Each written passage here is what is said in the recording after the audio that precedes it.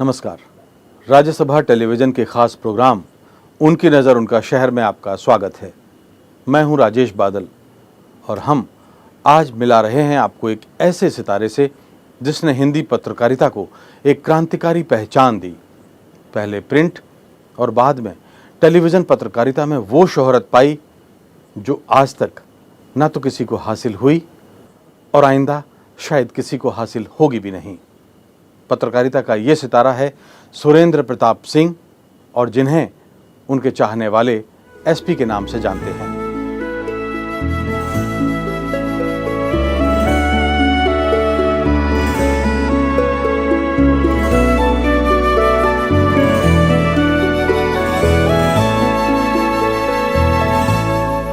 उत्तर प्रदेश में गाजीपुर जिले के एक छोटे से गांव में जन्मे एसपी का अपने गांव से साथ भले ही छूट गया हो, लेकिन पातेपुर और वहां की मिट्टी की महक सारी उम्र उनकी पहचान बनी रही। चलते हैं इसी पातेपुर गांव में।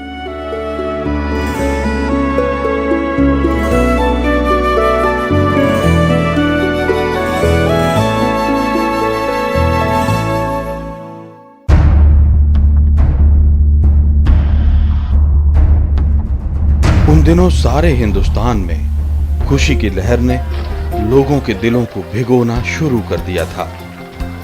आजादी की आहट सुनाई दे रही थी।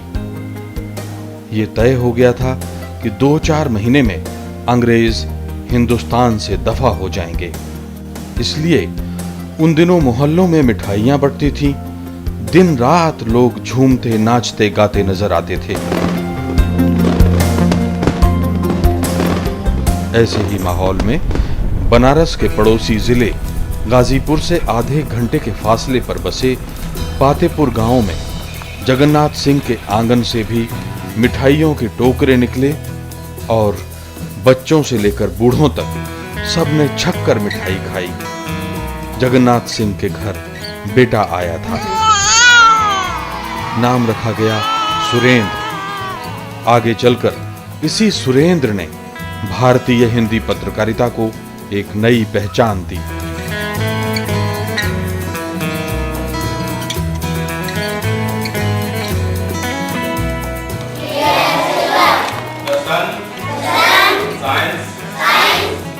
सुरेंद्र की प्राइमरी पढ़ाई पातेपुर के इसी स्कूल में हुई। ठेठ गांव के माहौल में देसी संस्कार दिल और दिमाग में गहरे उतर गए। पिता जगन्नाथ सिंह रौबीले और शानदार व्यक्तित्व के मालिक थे। वैसे तो कारोबारी थे, लेकिन पढ़ाई लिखाई के शौकीन थे। कारोबार के सिलसिले में बंगाल के गारोलिया कस्बे में जा बसे थे। इसीलिए 1956 में उन्हें गारोलिया भेज दिया गया। 5वीं कक्षा से गारोलिया के इस विद्यालय में सुरेंद्र ने पढ़ना शुरू कर दिया। जुनून यहां तक था कि जेब खर्च के लिए जो भी पैसे मिलते किताबें खरीदने में उड़ जाते। फिर अपने पर पूरे महीने 1 पैसा खर्च ना होता। बड़े भाई नरेंद्र को भी पढ़ने का शौक था। मुश्किल ये थी कि गारोलिया में किताबों की एक भी दुकान नहीं थी। इसलिए दोनों भाई करीब 3 किलोमीटर दूर श्यामनगर कस्बे तक पैदल जाते, वहां किताबें खरीदते और लौट आते। 1962 में जब उन्होंने 2nd डिवीजन में मैट्रिक पास की तो घर में लाउडस्पीकर लगाकर पूरे कस्बे को सूचना दी गई और भजन बजाए गए। पातेपुर और गारोलिया में सुरेंद्र की यादों से उनके परिवार के लोग भीग जाते हैं। हमारे यहाँ सांसद हुआ करते थे मनोज सिन्हा। तो ये पहली बार जब हमसे मिले तो एसपी सिंह के नाम पर ही मिले हमसे।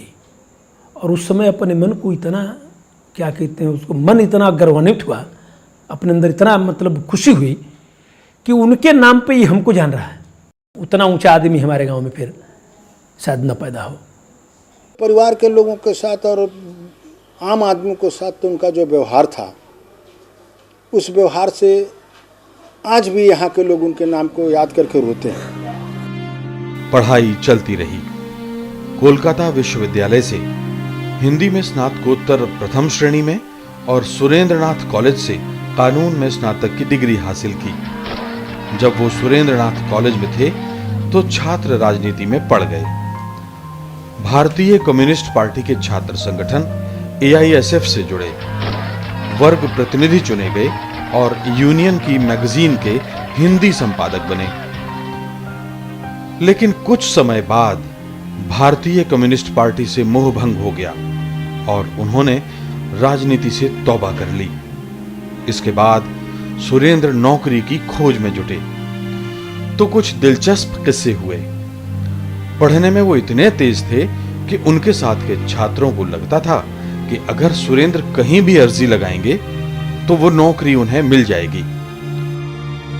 इसलिए जैसे ही कोई विज्ञापन निकलता, दोस्त सुरेंद्र को घेर लेते और कहते कि वो इस नौकरी के लिए आवेदन न करें, क्योंकि इस नौकरी की ज्यादा जरूरत अमुक दोस्त को है और उसके घर की हालत अच्छी नहीं है। बेचारे सुरेंद्र ने दोस्तों पर दया दिखाते हुए 4-5 नौकरियां छोड़ दी। 1-2 बार तो ऐसा हुआ कि नौकरी के लिए आवेदन सुरेंद्र ने दिया और दोस्तों ने सिफारिश लगवाई सुरेंद्र के पिताजी से।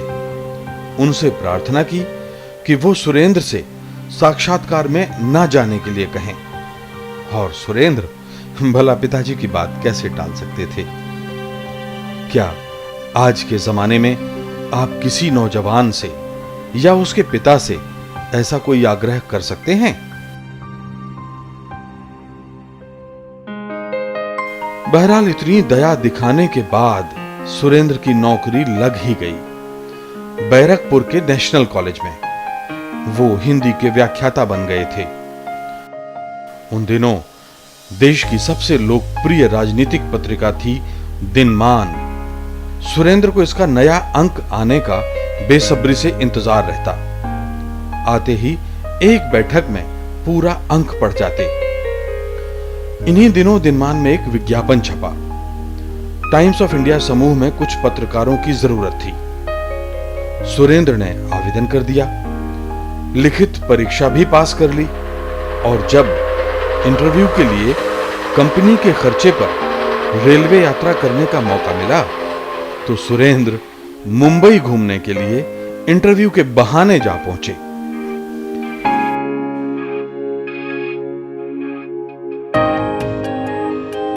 इंटरव्यू लेने वाले थे समूह के सबसे रौबीले संपादक डॉक्टर धर्मवीर भारती। उनका खौफ कुछ ऐसा था कि दफ्तर में आ जाएं तो कर्फ्यू लग जाता। सुरेंद्र पहुंचे तो उन्होंने ही पहला सवाल दागा, आप नौकरी में हैं तो यहां क्यों आना चाहते हैं? सुरेंद्र का उत्तर भी उसी अंदाज में।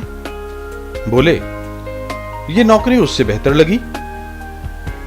डॉक्टर भारती का अगला सवाल भी तोप के गोले जैसा, इसका मतलब यह है कि अगली नौकरी इससे बेहतर मिलेगी तो यह भी छोड़ दोगे? सुरेंद्र का उत्तर भी तमतमाया सा। बोले, बेशक छोड़ दूंगा, क्योंकि मुझे पता नहीं था कि यहां नौकरी नहीं गुलामी करनी होगी। और धर्मवीर भारती ने उन्हें 10 मिनट इंतजार कराया, नियुक्ति पत्र थमा दिया। तो ये अंदाज था सुरेंद्र प्रताप सिंह का। प्रशिक्षु पत्रकार के तौर पर धर्मयुग में नौकरी तो शुरू कर दी, लेकिन कुछ दिन बाद ही मन उचट गया। घर की याद सताने लगी।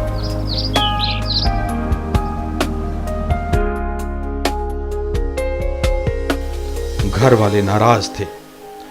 सुरेंद्र ने आगे चलकर कहीं पर कहा, मैं तो लौटना चाहता था, लेकिन भारती जी ने रोक लिया। घर के सब लोग खफा थे। बाबूजी ने कहा, वापस आ जाओ, घर में खाने पीने की कोई कमी नहीं है। जब चले गए मुंबई, बाबूजी मना करते थे कि सब मत जाओ, क्या करोगे, यहाँ कितना अच्छा तुम्हारा नौकरी। जब भैया वहाँ चले गए, उसके बाद जाके वहाँ बहुत उदास रहने लगे थे और बार बार वहाँ से बोलते थे चिट्ठी लिख के। उस समय तो उतना चिट्ठी का ही था, चिट्ठी लिख के बोलते थे, बाबूजी हम चले आए, हमको एकदम मन नहीं लग रहा है सबके बिना। और जाते वक्त भैया बहुत रोए थे। हमको याद है जब भैया मुंबई जा रहे थे तो बहुत रोए थे। बहरहाल किसी तरह मन लग ही गया और ऐसा लगा कि रेलवे की स्टेशन मास्टर की नौकरी भी छोड़ दी।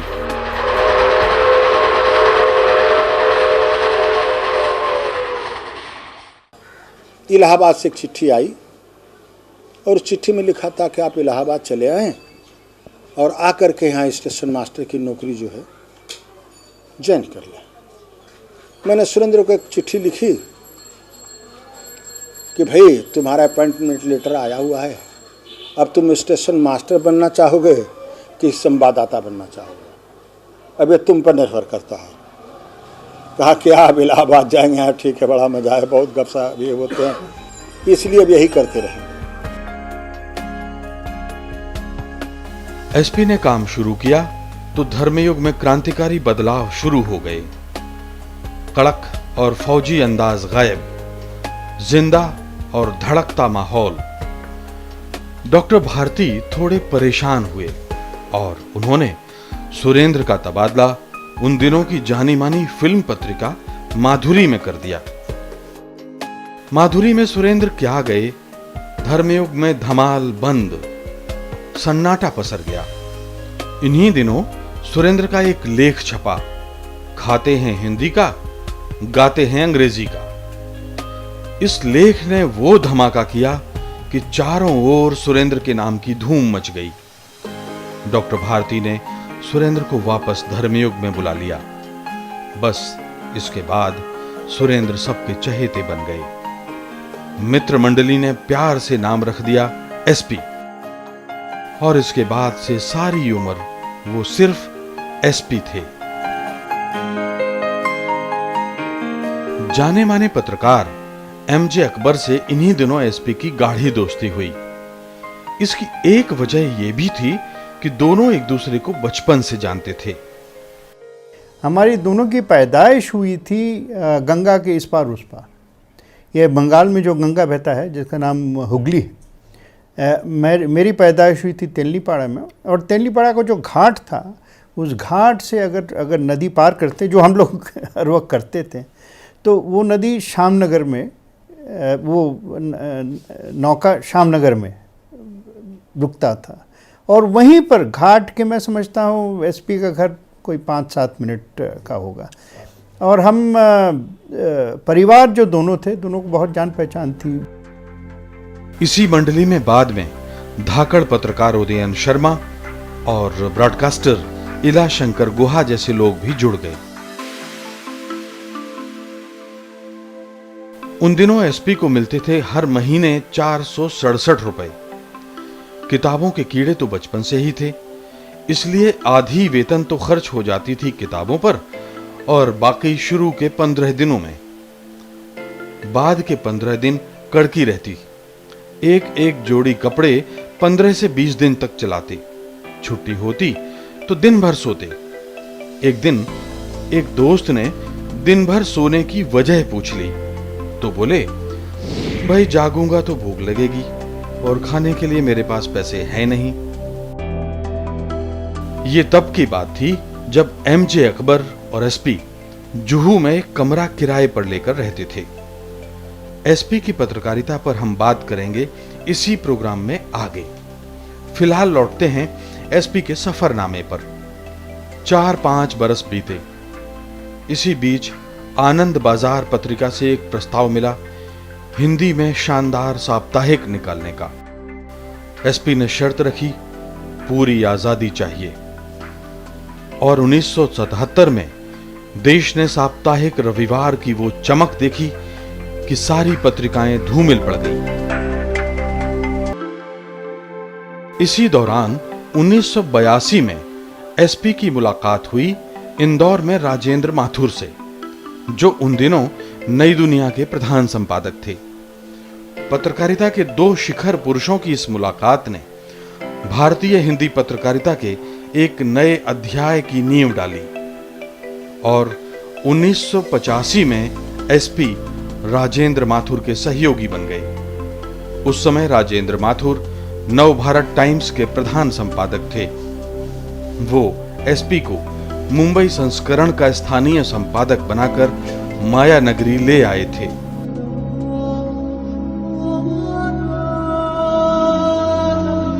1991 में ये जोड़ी टूट गई जब 9 अप्रैल को राजेंद्र माथुर का अचानक निधन हो गया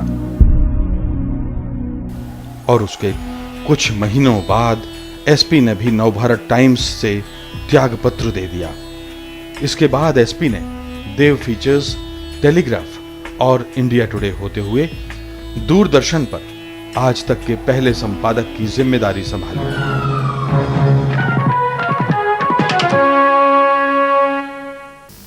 नमस्कार, आज तक में आज की घटनाएं। इसके जरिए उन्होंने लोकप्रियता के सारे रिकॉर्ड तोड़ दिए। भारत में किसी टेलीविजन एंकर संपादक को शायद ही कभी ऐसी लोकप्रियता नसीब हो।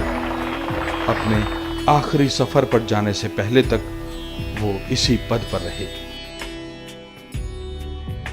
एसपी की याद में कई साल से पटना में एक कॉलेज चल रहा है।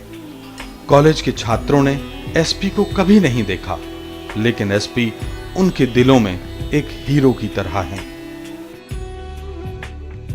उद्घाटन समारोह में देश के बड़े बड़े प्रतिष्ठित लेखक, पत्रकार, संपादक, राजनेता सब आए और सबने सराहा कि एसपी के नाम पर जो ये संस्था खुली है और उनके अनुरूप, उनके मूल्यों के अनुरूप, उनके उद्देश्य के अनुरूप, जैसा वो चाहते थे पत्रकारिता को दशा दिशा हो, उसके अनुरूप ये संस्था काम करे, यही संकल्प उन लोगों ने हम लोगों को स्मरण कराया था। शिक्षक भी आते हैं, वो सुरेंद्र जी का नाम जरूर लोगों से लेते हैं, छात्रों से, नई पीढ़ी से लेते हैं।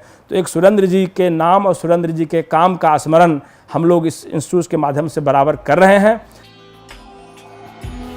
निर्मलेंदु उन लोगों में से एक हैं जिन्हें वर्षों तक एसपी के बेहद करीब रहने का मौका मिला। यादों के इस खजाने को उन्होंने एक शानदार किताब की शक्ल दी है। वो हमेशा मुझे कहते थे कि एक बात कि निर्मल, जीवन में कहीं भी जाओ, कुछ भी करो, लेकिन ईमानदारी बहुत बड़ी चीज़ होती है। तुम्हारी जो ईमानदारी है वही तुम्हें अंततः पे करेगी, इसको बना के रखना। आज मैं जहाँ भी हूँ, मुझे लगता है कि उन्हीं के लिए हूँ, उन्हीं की वजह से हूँ। उन्होंने हाथ पकड़ के मुझे काम नहीं सिखाया, लेकिन वो जो हर व्यक्ति को फ्रीडम देते थे काम करने के लिए, उनको जो एक तरह से प्रभावित करते थे, उससे लोग सीख जाते थे। एसपी अब इस दुनिया में नहीं हैं, लेकिन उनके परिवार में निकट संबंधियों के अलावा देश के करोड़ों लोग शामिल हैं। परिवार के लोग एसपी के प्रति लोगों का ये प्यार देखकर अभिभूत हैं। भैया मेरे लिए आज भी जीवित है और उनको हम जीवित ही समझते हैं। हर रक्षाबंधन में उनको राखी बांधते हैं, अपने अंदर महसूस करते हैं भैया को। बस भैया तो मेरे पिता समान थे, भैया नहीं थे, उनको पिता के रूप में ही देखे और उनकी कमी को शब्द में तो बयान नहीं कर सकते। पुत्र के नाते सुरेंद्र जी का ये प्रयास होता था कि माँ, तुम्हारे लिए फल और सब्जी, दूध के लिए मैं अलग से प्रबंध करना चाहता हूँ, मेरी भी जिम्मेवारी है। और प्रत्येक माह, ये बहुत कम लोग जानते हैं कि सुरेंद्र जी अपने माताजी के लिए कुछ राशि भेजा करते थे, उनके इलाज के लिए, उनके स्वास्थ्य या प्रोटीन युक्त दवा के लिए। इसके लिए वो प्रबंध करते थे सुरेंद्र जी कि हमेशा बहन के यहाँ फ़ोन करना। अचानक रात में फ़ोन कर दिया, उन्होंने भोजपुरी भाषा में बहन से बोला करते थे, का सो गेलू, खा गेलू, का खैलू, ये सब उस तरह से पूछते रहते थे बड़ा सहजता में। तो ये जो उनकी जीवन की खूबसूरती थी, इसको हम लोग कभी नहीं भुला पाएंगे।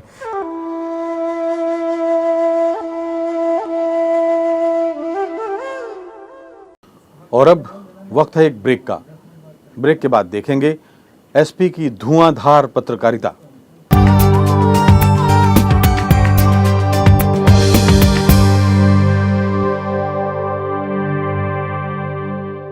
ब्रेक के बाद आपका स्वागत है। पत्रकारिता में 25 बरस की पारी कोई बहुत लंबी नहीं होती, लेकिन इस पारी में एसपी ने वो कीर्तिमान कायम किए जिन्हें हासिल करना किसी के लिए मुमकिन नहीं। पत्रकारिता के इन 25 वर्षों में करीब 17 बरस तक मैंने भी उनके साथ काम किया। पहले प्रिंट में उन्होंने देश को एक अद्भुत रूप दिखाया और उसके बाद टेलीविज़न पत्रकारिता के महानायक बन बैठे। सिर्फ 22 महीने की इस पत्रकारिता ने उन्हें मुल्क में अमर बना दिया।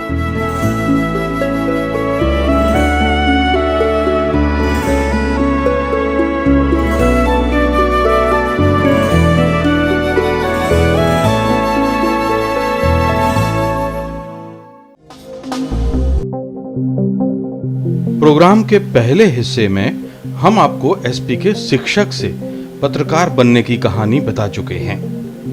धर्मयुग और माधुरी से शुरुआत कर जब एसपी ने रविवार का पहला अंक निकाला तो लोगों ने उसे हाथों हाथ लिया।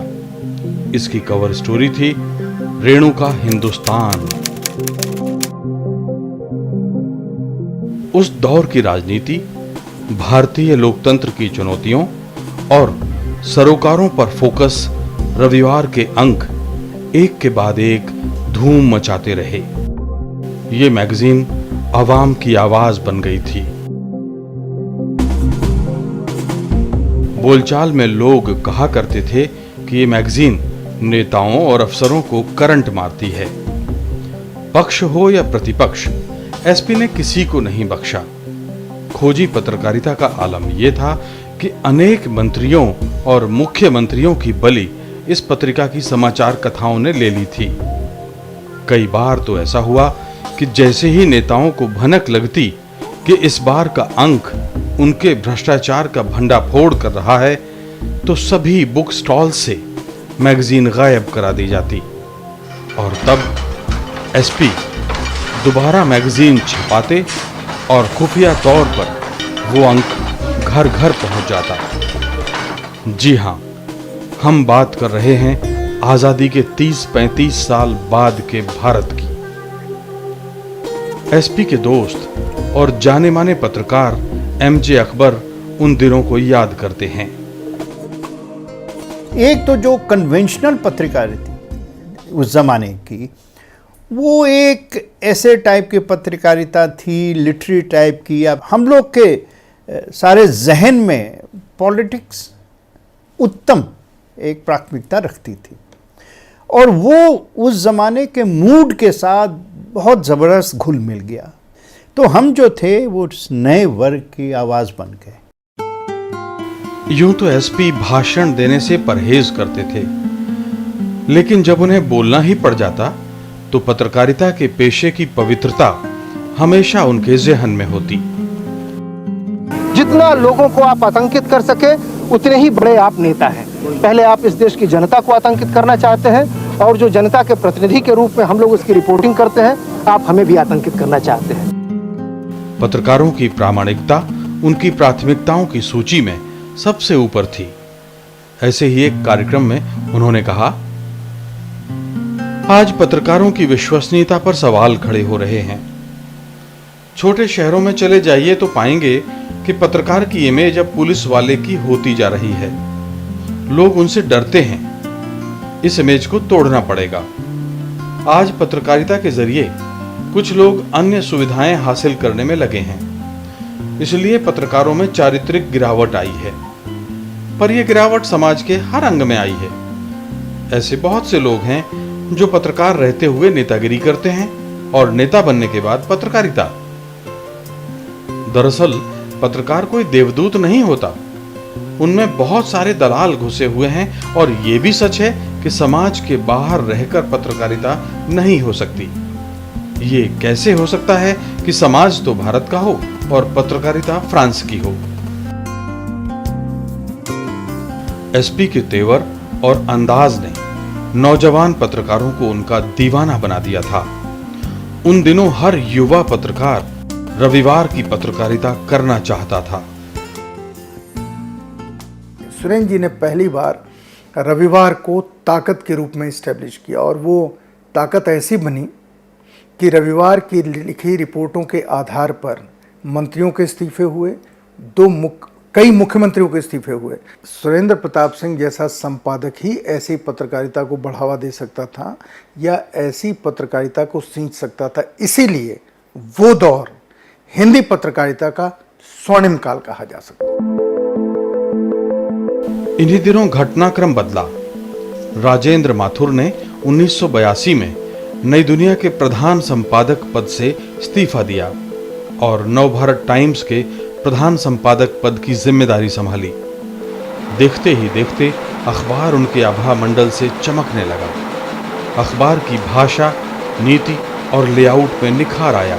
ये वही दौर था जब जाने माने पत्रकार और संपादक प्रभाष जोशी ने जनसत्ता के जरिए एक नए किस्म की पत्रकारिता की मशाल जलाई थी। अखबारों और मैगजीन पढ़ने वाले लोग रविवार, नवभारत टाइम्स और जनसत्ता की चर्चा करते थे, उनके संपादकीय बहस छेड़ा करते थे। यहां तक कि देश में संपादक के नाम पत्र लिखने वालों का एक आंदोलन खड़ा हो गया था। वैचारिक पत्रकारिता का वो स्वर्ण काल था। 3 बड़े संपादक अपने अपने अंदाज में भारतीय हिंदी पत्रकारिता को आगे ले जा रहे थे। एसपी को लगा कि साप्ताहिक पत्रकारिता की तुलना में दैनिक पत्रकारिता के जरिए वो अपने को बेहतर ढंग से संप्रेषित कर पाएंगे, और राजेंद्र माथुर ने उन्हें मुंबई नवभारत टाइम्स का स्थानीय संपादक बनाकर मुंबई भेज दिया। एसपी ने परंपरागत ढर्रे पर निकल रहे अखबार की काया पलट कर दी। एसपी सिंह ने हिंदी समाचार जगत को एक भाषा दी, एक सोच दिया, एक दृष्टि दी। तो मैं समझता हूँ ये बात बहुत बड़ी होती है किसी भी पत्रकार के लिए कि उसको इस रूप में याद किया जाए। आज नहीं तो कल एसपी सिंह को इस रूप में याद किया जाएगा। जब भी हिंदी पत्रकारिता का इतिहास लिखा जाएगा उसमें एसपी सिंह के योगदान को मुझे नहीं लगता भुलाया जा सकेगा। साल भर बाद सुरेंद्र प्रताप सिंह अखबार के कार्यकारी संपादक के तौर पर दिल्ली में अपनी पारी शुरू कर चुके थे, लेकिन मुंबई छोड़ने से पहले माया नगरी में बड़े पर्दे के लिए एसपी ने अद्भुत काम किया। जाने माने फिल्मकार मृणाल सेन की फिल्मों के लिए पटकथा लेखक के तौर पर हाथ आजमाए। SP and I, we met many times. What I found most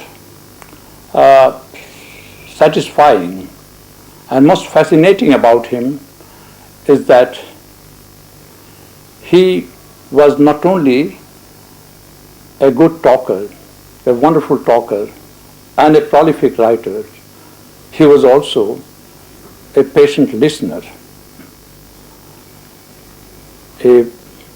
the man of wisdom, a man of profound understanding, an unfailing analyst. If now we have to communicate to him, all that we have to do is to pull out the tapes from the archives and watch him face to face, live and vibrant.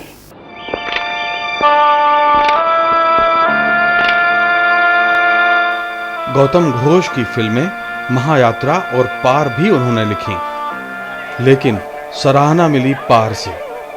इस film को अनेक पुरस्कार मिले। SP के dialogue कितने ताकतवर होते थे, इसका नमूना यहां पेश है। सरकार का काम है कानून बनाना, तो सरकार कानून बना देती है, लेकिन कानून लागू होता है या नहीं होता है ये देखना भी सरकार का काम है। ठीक, लेकिन देखता कौन है? कितना महीना हुआ रे? चौथा चल रहा है। बाप रे, कैसी औरत है रे तू?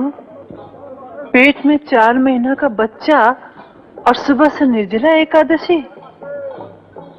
बड़ा जतन करना पड़ता है रे। खा ले। अपने तो कर्म ही फूटे बहनी, भगवान दुश्मन को भी बांझ न बनाए। अब तो इस शरीरों में कुछ नहीं बचा। जब तक शरीर रहे डोलते रहते थे, अब अचानक गांव खेती का ख्याल आने लगा है। अब तो बात बात पर कहते हैं घर में लड़का बच्चा है, खेती बाड़ी है, उसका ब्याह शादी है। हरदम वही लोग की चिंता रहती है। गांव जाते हैं ना बहनी तो लौटने का नाम है नहीं लेते। और यहाँ जी औरत के मर्द नहीं ना, उसका 2 जून रोटी भी नसीब नहीं। कोयला वेला चुन के किसी तरह से काम चल जाता है। अफसर लोग आए हैं, बताओ इनका। क्या बताएंगे? ये घर जलाकर राख कर दिया। हमारा लड़का और मर्द का तो पता ही नहीं चला। हमको काहे नहीं मार डाला?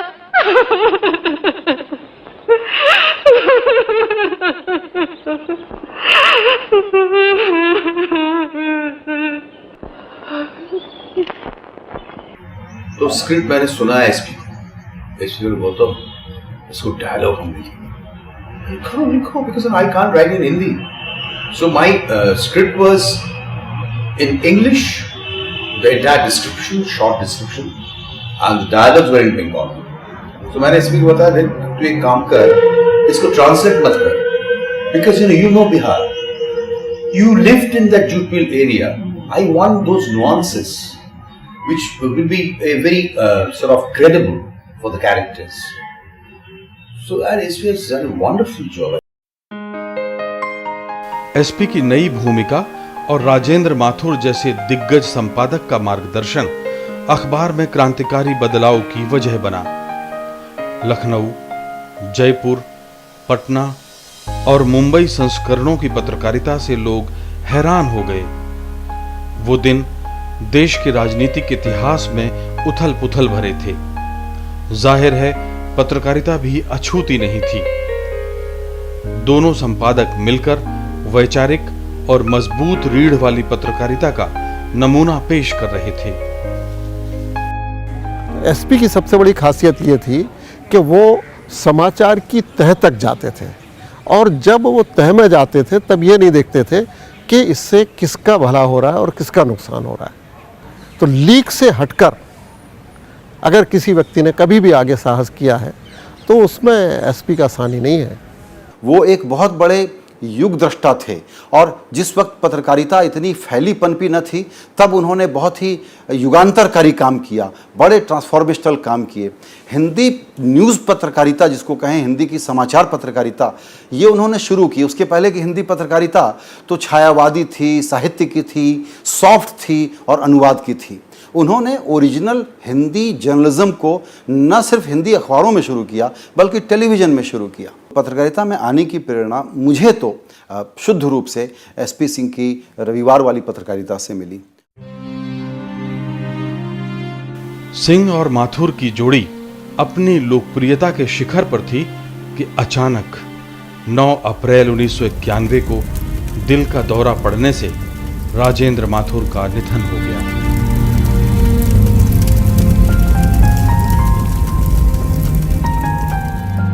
पत्रकारिता के लिए बड़ा झटका। इन दिनों पत्रकारिता पर तकनीक और बाजार के दबाव का असर दिखने लगा था। एसपी ने इन दबावों से मुकाबला जारी रखा। वो पत्रकारिता में बाजार के दखल को समझते थे, लेकिन पत्रकारिता के मूल्य और सरोकार उनके लिए सर्वोपरि थे। नतीजा, अगले साल अखबार से उन्होंने त्यागपत्र दे दिया। इसके बाद एसपी ने स्वतंत्र पत्रकारिता का फैसला किया और देश ने एसपी के गंभीर लेखन का एक नया रूप देखा। एक के बाद एक तमाम अखबारों में उनके लेख छपते और चर्चा का विषय बन जाते। सांप्रदायिकता के खिलाफ उनके लेखों ने लोगों को झकझोर दिया। सिलसिला चलता रहा। एसपी अपने लेखन को एंजॉय कर रहे थे। इसी बीच कपिल देव ने उनसे देव फीचर्स को एक नया रूप देने का अनुरोध किया। हालांकि ये पूर्णकालिक काम नहीं था, मगर एसपी ने थोड़े ही समय में उसे शानदार न्यूज़ एंड फीचर एजेंसी में तब्दील कर दिया। इसके बाद संक्षिप्त सी पारी टाइम्स टेलीविज़न के साथ खेली। यहां उन्हें टेलीविज़न मीडिया की बुनियादी बातें जानने का मौका मिला। एसपी के काम का ही परिणाम था कि वो एक प्रस्ताव स्वीकार कर काम शुरू करते और दूसरा प्रस्ताव आ जाता। इसी कड़ी में द टेलीग्राफ के राजनीतिक संपादक पद पर काम करने का न्योता मिला। यहां भी एसपी ने निष्पक्ष पत्रकारिता की शर्त पर काम करना स्वीकार किया। आज के दौर में शायद ही कोई संपादक नौकरी से पहले इस तरह की शर्त रखता हो। वो अपने वेतन और अन्य सुविधाओं की शर्त तो रखता है, लेकिन निर्भीक और निष्पक्ष पत्रकारिता की आज़ादी की बात नहीं करता। अपनी नीति और समर्पण के चलते ही एसपी को इंडिया टुडे के सभी क्षेत्रीय संस्करणों के संपादन का प्रस्ताव मिला। हर बार की तरह एसपी ने अपनी शर्तें रखी। शर्तें मान ली गईं और उन्होंने काम संभाल लिया। इंडिया टुडे में उनके कॉलम मतांतर और विचारार्थ बेहद लोकप्रिय थे। इसके अलावा बीबीसी पर भारतीय अखबारों में प्रकाशित खबरों की समीक्षा का कॉलम भी शुरू हुआ। यह कॉलम इतना लोकप्रिय हुआ कि अनेक अखबारों में उनकी समीक्षा सुनकर खबरों की नीति तय की जाने लगी थी। ये भी अपने तरह का अनूठा उदाहरण है। दिन अच्छे कट रहे थे। उन दिनों दूरदर्शन ही भारतीय टेलीविजन का चेहरा था। विनोद दुआ के लोकप्रिय समाचार साप्ताहिक परख और सिद्धार्थ काक की सांस्कृतिक पत्रिका सुरभि अपने प्रयोगों के जरिए दर्शकों में अपनी पहचान बना चुकी थी। अलबत्ता निजी प्रस्तुतकर्ताओं को दैनिक समाचार पेश करने की अनुमति अभी नहीं मिली थी। चंद रोज बाद विनोद दुआ को शाम का दैनिक बुलेटिन न्यूज वेव पेश करने का मौका मिला। भारतीय टीवी पत्रकारिता में यह एक ऐतिहासिक कदम था। कुछ दिनों बाद यह बुलेटिन बंद हो गया और इंडिया टुडे समूह को एक प्रस्ताव मिला। इसके आगे की कहानी मीडिया की जानी मानी शख्सियत मधु त्रेहान की ज़बानी, जो उन दिनों समूह के संचालन की जिम्मेदारी संभाल रही थी। एंकरिंग के लिए कोई मतलब कोई सेट नहीं था, तो किसी ने बताया था, किसी ने सजेस्ट किया एसपी सिंह का नाम इंडिया टुडे में किसी ने, तो वो मुझे मिलने आए और मैं उनसे काफ़ी इम्प्रेस्ड हुई क्योंकि वो बहुत आराम से बोलते थे, पर जो बोलते थे उसमें बहुत गहरा मतलब होता था। और फिर जब हमने उनसे पूछा कि करेंगे, वो भी मान गए और बहुत खुश थे, एक्साइटेड थे कि वो नए मीडियम में कर रहे थे। उनकी जो गहराई थी, समझ थी, सोच थी। कई लोग कहते हैं जो ये चैनल्स चलाते हैं कि कोई भी होए हम उनको बदल सकते हैं, रिप्लेस कर सकते हैं, कोई आदमी नहीं है जिसको रिप्लेस नहीं कर। एसपी सिंह मैं कहूँगी, एसपी सिंह इज़ इररिप्लेसेबल, उनके जैसे कोई आदमी नहीं है। नमस्कार, आज तक में आज की घटना है। थोड़े ही दिनों में आज तक की लोकप्रियता ने सारे रिकॉर्ड तोड़ दिए। शुरुआत में एसपी को टेलीविजन के लायक नहीं बताया जा रहा था, लेकिन बाद में जब कभी एसपी एक दिन के लिए भी अवकाश लेते तो दर्शक बेचैन हो जाते। पूरब, पश्चिम, उत्तर, दक्षिण चारों तरफ उनकी लोकप्रियता समान थी। एसपी सिंह तो आए हैं, पत्रकार हैं, हाँ, लेकिन उनका जो एक्सपर्टीज़ है, जो पॉलिटिकल सेंस है, सोशल सेंस है, लीडर होकर उन्होंने देते हैं। लेकिन आप लोग जिन लोग न्यूज़ करते हैं वो तो यू आर वेरी यंग। मुझे बहुत ही पसंद आया, ये एक ट्रेंड है। श्री सुरेंद्र प्रताप सिंह बौद्धिक दृष्टिकोण से और साधारण ज्ञान की भी दृष्टिकोण से वह एक उत्कृष्ट व्यक्ति है। ये भी एक कारण है कि बहुत सारे जो देखने वाले हैं कि 10 बजे की प्रतीक्षा में रहते हैं। जो न्यूज़ का प्रेजेंटेशन है और ख़ासकर श्री एसपी सिंह का, तो वो काफ़ी अट्रैक्टिव है। आपका जैसा एसपी सिंह जो है बहुत अच्छा, बहुत उत्सुक से खबर पेश करता है, समाचार दे रहा है, तो बहुत अच्छा है प्रेजेंटेशन।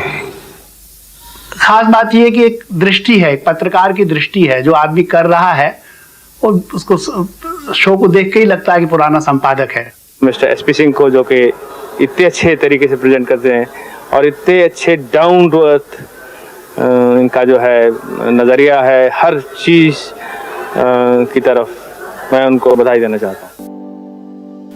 एक दिन देश भर में यह खबर फैली कि सारे गणेश मंदिरों में गणेश जी दूध पी रहे हैं। फिर क्या था, दफ्तरों में सन्नाटा छा गया। अंधविश्वास के कारण लाखों लीटर दूध बह गया।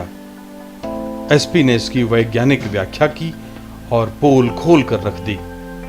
देखिए इस बुलेटिन का एक हिस्सा। आज पूरे दिन देश जिस घटना की चर्चा में डूबता तरता रहा, आखिर उसकी सच्चाई क्या है? दिल्ली के पूसा गेट के पास अपनी जूते की दुकान चलाने वाला ये दूलीचंद आर्य भी आज मंदिर में भगवान को दूध पिलाने गया और लौटकर उसने अपनी समझ से इसका हल निकाल लिया। दिमाग में मेरा अटेंशन हो गया कि आखिर हमने जो है थोड़ी बहुत भी पढ़ाई की है तो इसका कारण क्या है। तो मैंने फिर यहाँ आकर के मैं देखता हूँ, देखिए मेरी तिपाई भी पानी पिया, दूध पिया, तो फिर मैंने पिलाना शुरू कर दिया यहाँ पर आकर के। फिर मैंने ऐसे पिलाया, ऐसे ऐसे ऐसे पिलाना शुरू कर दिया, तो कुछ कुछ नीचे गिरने लगा, बाकी जो पीने लगी तो पूरी चम्मच पी गई।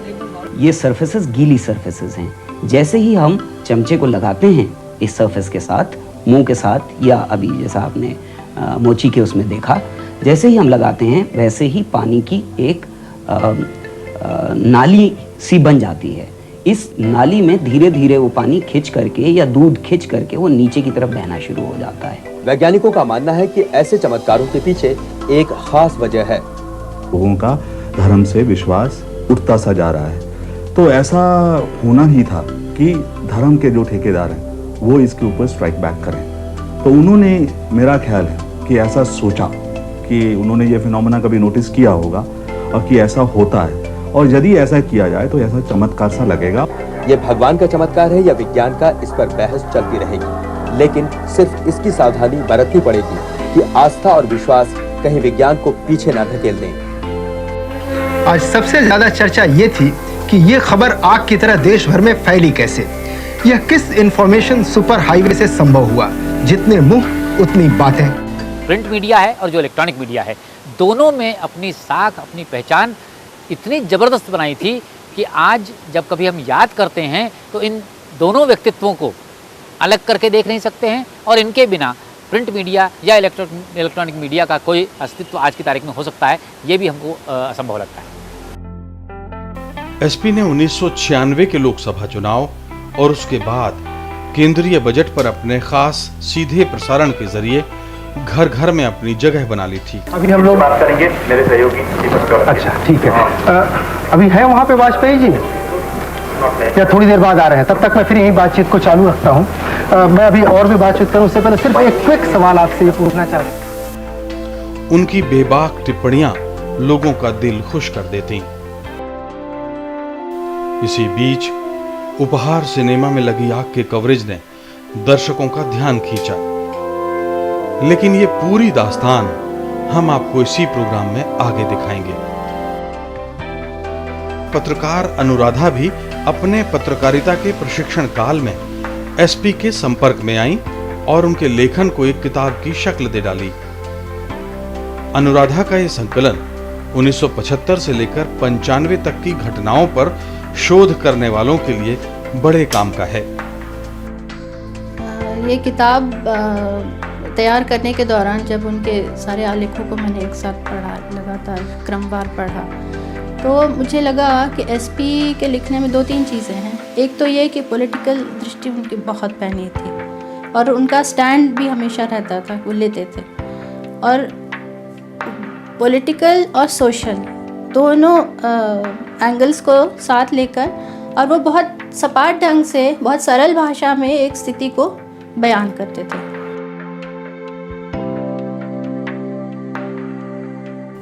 बड़े गौर से सुन रहा था जमाना, तुम ही सो गए दास्तां कहते कहते।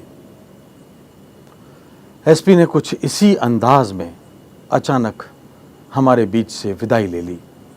देखेंगे एक ब्रेक के बाद।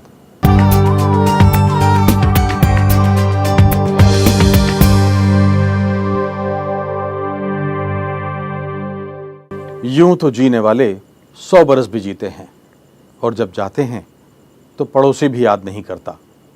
लेकिन एसपी की आधी सदी से भी कम के सफर ने वो काम कर दिखाया जो हमेशा याद रहेगा। उनके चले जाने से भारतीय हिंदी पत्रकारिता का एक रीढ़वान संपादक चला गया। एक नज़र इस अप्रिय दास्तान पर।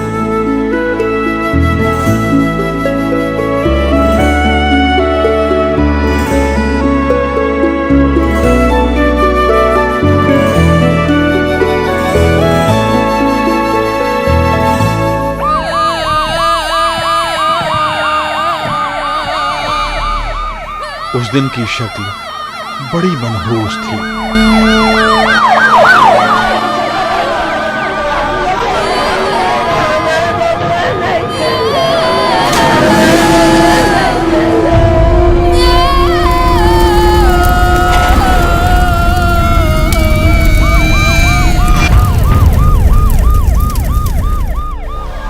उपहार सिनेमा में लगी आग ने दिल्ली को झकझोर दिया था।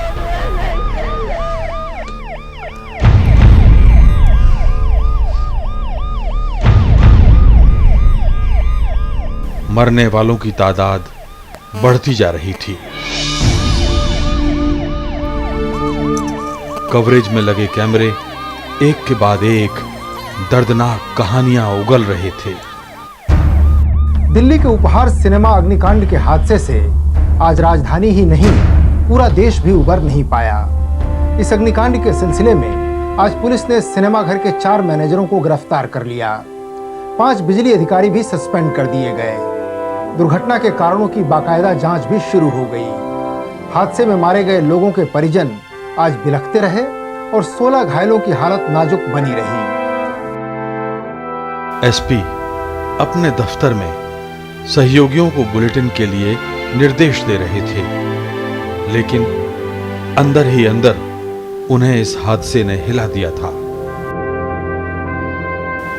सुरक्षा तंत्र की नाकामी से अनेक घरों में भरी दोपहरी अंधेरा छा गया था। हर मिनट खबर का आकार और विकराल हो रहा था। एसपी ने तय किया कि पूरा बुलेटिन इसी हादसे पर केंद्रित होगा। आज बाकी खबरों को छोड़ते हुए पूरा बुलेटिन इसी हादसे पर तैयार किया है। बुलेटिन क्या था? दर्द भरी दास्तानों का सिलसिला। आप भी देखना चाहेंगे इस ऐतिहासिक बुलेटिन के कुछ हिस्से? जिंदगी और मौत के बीच झूल रही 4.5 साल की मेधा को अभी पता नहीं कि उसे अब अपनी मां की गोद फिर कभी नसीब नहीं होगी। एम्स में दाखिल कराए गए 38 लोगों में से 11 की हालत अभी तक नाजुक है। घायलों के दिलो दिमाग पर अभी तक कल के हादसे की दहशत हावी है। आज दिन भर मृतकों के रोते बिलखते परिजन अंतिम संस्कार करते रहे। कल खुशी खुशी सिनेमा देखने गए लोगों के इन परिवारों को क्या पता था कि न तो अब उनकी चिट्ठी आएगी, न कोई संदेशा आएगा और न ही वे खुद लौट कर आएंगे। घर कब आओगे, लिखो कब आओगे कि तुम बिन ये घर सूना। किसे खबर थी कि ये कभी घर नहीं आएंगे? संदेशा आया भी तो मौत की मनहूस खबर का। रह गए तो वो खुद और उनका बेटा। चली गई ना, 2 बच्चे और रह गई अपने भाई ने। आयो ना नाल एसपी अपने को संभाल न पाए। जिंदगी की क्रूर रफ्तार पर व्यंग करते हुए जैसे तैसे बुलेटिन खत्म किया और ऑफ एयर होते ही फूट फूट कर रो पड़े। जिंदगी तो अपनी रफ्तार से चल, जिंदगी तो अपनी रफ्तार से चल, जिंदगी तो अपनी रफ्तार से चलती रहती है। उनके चाहने वालों के लिए एसपी का ये नया रूप था। अब तक उनके दिमाग में एसपी की छवि एक सख्त और मजबूत संपादक पत्रकार की थी। वो सोच भी नहीं सकते थे कि एसपी अंदर से इतने नरम, भावुक और संवेदनशील थे।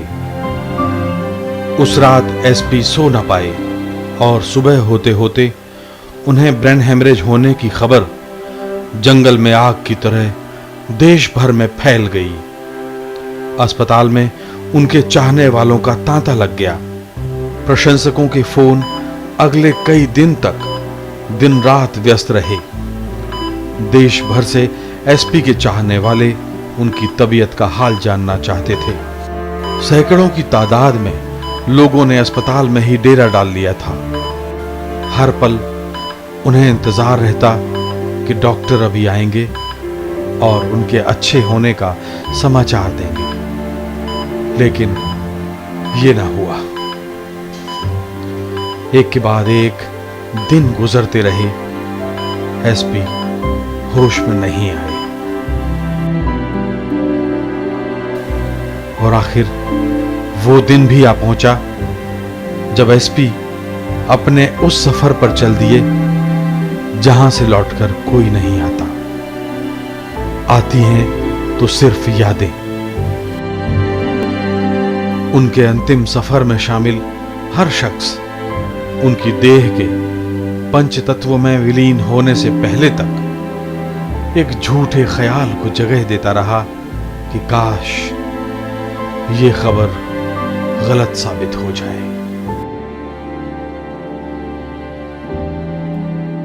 नवानि गृह्णाति नरोपराणि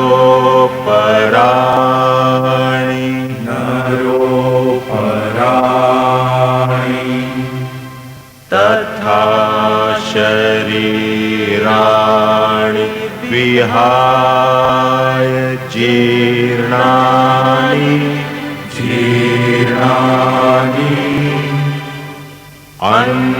अन्यानि संयाति नवानि देहि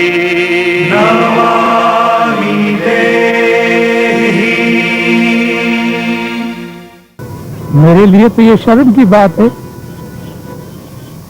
कि मैं जिंदा हूँ और मेरे सारे मित्र लोग गए। हिंदी पत्रकारिता में एक नई धारणा की जो उन्होंने शुरुआत की थी रविवार से, उसका इम्पैक्ट सारे हिंदी पत्रकारिता पर हुआ है। वो तो अपनी जगह पे रहा, लेकिन सबसे जो ज़रूरी बात थी, मेरे महत्वपूर्ण बात थी, एसपी बहुत ईमानदार आदमी थे। उनके इस अचानक देहावसान से हम सब लोगों को बहुत दुख हो रहा है। के साथ काम करके लगता ही नहीं था कि हम काम कर रहे हैं, तो दोस्त की तरह टीम में शामिल हो जाते थे। हिंदी पत्रकारिता को इतना बड़ा झटका लगा है जो शायद राजेंद्र माथुर की मृत्यु के बाद सबसे गंभीर है। बल्कि एक अर्थ में ये और भी घातक इसलिए है कि एसपी सिंह ने ये सिद्ध कर दिया था कि टीवी पत्रकारिता के माध्यम में एक हिंदी वाला व्यक्ति क्या कर सकता है। वो खबरों को खबरों की तरह पढ़ता था, मगर उसको आंखों की चमक, उसकी आवाज़ का चढ़ाव उतार, कहाँ पर जोर देना है, कहाँ पर जोर नहीं देना है, कहाँ पर सपाट बयानी करनी है, कहाँ पर वाणी में थोड़ा सा व्यंग भर लेना है, कहाँ पर थोड़ा मुस्कुरा देना है, और फिर कहाँ पर आंख चमक जाए। इन सब चीज़ों से वो खबर को इतना जिंदा बना देता था, इतना जीवित बना देता था, इतना जीवनमय बना देता था कि वो हमसे सीधे आकर जुड़ जाती थी। लाखों लोगों को लगा कि उनके अपने घर का एक सहयोगी नहीं है, वो चला गया है। और मुझे नहीं लगता कि किसी भी हिंदी भाषी पत्रकार को इतना सम्मान मिला होगा, इतनी श्रद्धांजलि मिली होगी, इतने आंसू उसके लिए बहे होंगे जितने सुरेंद्र के लिए बहे। उनका निधन सुन के बहुत अफसोस हुआ और हमें उम्मीद नहीं थी कि उनकी इतनी जल्दी उनका निधन हो जाएगा, और हमें दुख भी बहुत हुआ। हम उनका प्रोग्राम हमेशा देखते थे और इतने दिन से नहीं आ रहा था प्रोग्राम में, तो हमें चिंता हो रही थी कि ऐसा क्यों है। ऐसा जैसे सूनापन लग रहा है, कोई मज़ा नहीं आ रहा है, और ऐसा कोई हम लोग इन्वॉल्व हो गए उसकी बातचीत में, सुनने को कान जैसे तरसता हो, तो उसकी कमी खल रही है और शायद खलती रहेगी।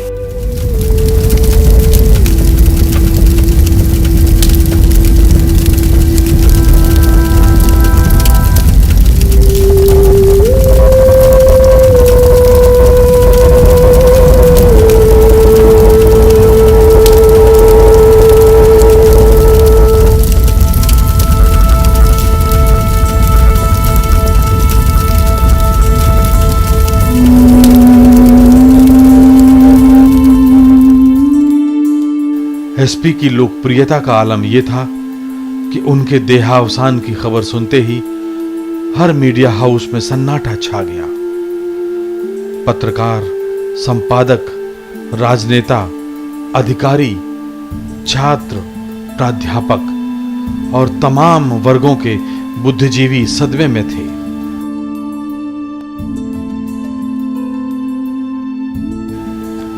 उस दिन हर प्रसारण केंद्र ने एसपी के निधन की खबर को जिस तरह स्थान दिया वो बेमिसाल है। आप भी देखिए एसपी के जाने के बाद मीडिया ने किस तरह से उन्हें श्रद्धांजलि दी। प्रख्यात पत्रकार और आज तक के प्रस्तुतकर्ता श्री सुरेंद्र प्रताप सिंह का निधन। 49 वर्षीय एसपी सिंह को 13 दिन पहले ब्रेन हैमरेज हो गया था। दिल्ली के अपोलो अस्पताल में दाखिल कराया गया था। तब से वे लगातार कोमा में थे। सुरेंद्र प्रताप सिंह आखिर हम सबका साथ छोड़ गए। उनका लंबा चौड़ा परिवार भी अपने को अनाथ महसूस कर रहा है। फिलहाल की तरफ से एक श्रद्धांजलि। पत्रकारिता की एक धारा बन चुके एसपी सिंह को जी नेटवर्क की श्रद्धांजलि। Man who inspired a generation of Hindi journalists. It will be remembered, loved and respected by all of us at NDTV and Star News.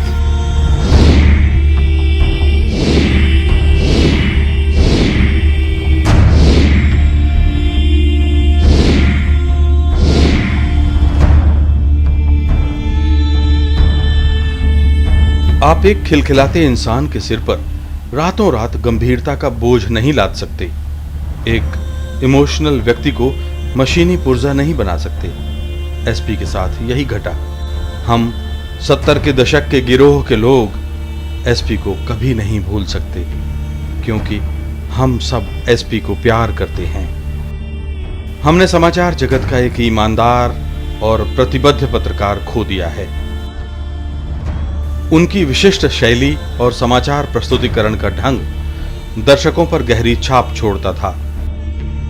SP ने पहले अपनी कलम और बाद में टीवी पर अपने बुलेटिन के जरिए पाठकों और दर्शकों पर अपनी अमिट छाप छोड़ी। क्या किसी पत्रकार को समाज की तरफ से इस तरह की विदाई आपने देखी है? एसपी अब नहीं है, लेकिन अपनी पत्रकारिता की वजह से वो इस देश के करोड़ों दिलों में हमेशा धड़कते रहेंगे।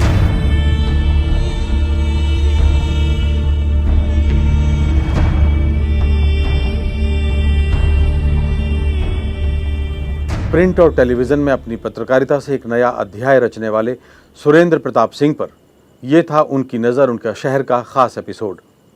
अगले अंक में फिर मिलेंगे किसी नए शब्द सितारे से। देखते रहिए राज्यसभा टेलीविजन।